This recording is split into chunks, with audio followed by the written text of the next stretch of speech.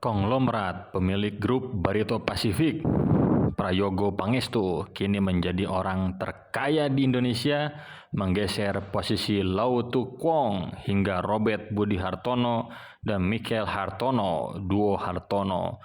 Berdasarkan laporan Forbes Real Time Billionaires, kekayaan Prayogo mencapai 37,4 miliar dolar Amerika, menyalip Lau Tu Kwong yang memiliki hampir mencapai 26, miliar US dollar Amerika.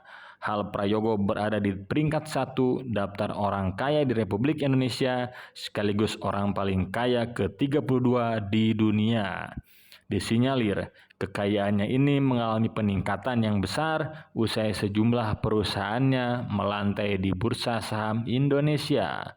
Adapun dua emiten yang dimaksud adalah saham PT Petrindo Jaya Kreasi Tbk dan saham PT Barito Renewables Energy Tbk. Prayogo Pangestu bisa dianggap sebagai salah satu taipan yang meniti karir dari bawah. Putra seorang pedagang karet ini hanya bisa mengenyam pendidikan tingkat menengah pertama karena keterbatasan ekonomi keluarganya. Di Kalimantan, Prayogo mendapat pekerjaan sebagai sopir angkutan umum jurusan Singkawang, Pontianak. Dia juga membuka usaha kecil-kecilan dengan menjual bumbu dapur dan ikan asin. Di sela-sela pekerjaannya itu, Prayogo bertemu dengan seorang pengusaha kayu asal Malaysia bernama Burhan Urai. Dari pertemuan itu, pada tahun 1969, Prayogo lantas memutuskan bergabung di perusahaan milik Burhan, yakni PT Jayanti Group.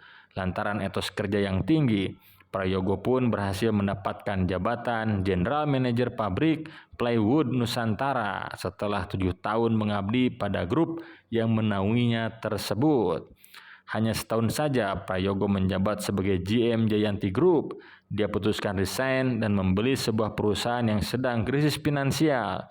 Nama perusahaan tersebut adalah CV Pacific Lumber Choi.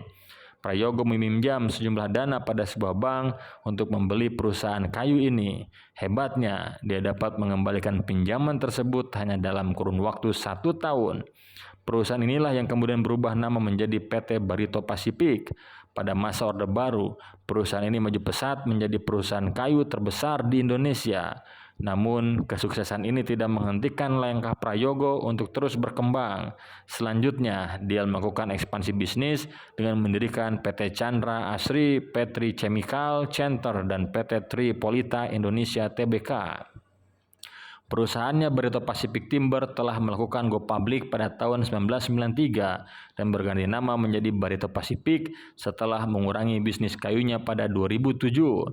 Pada 2007, Barito Pacific mengakuisisi 70% dari perusahaan petrokimia Chandra Asri yang juga diperdagangkan di Bursa Efek Indonesia. Pada 2011, Chandra Asri bergabung dengan Tripolita Indonesia dan menjadi produsen petrokimia terintegrasi terbesar di Indonesia. Thai Oil mengakuisisi 19% saham Chandra Asri pada Juli 2021.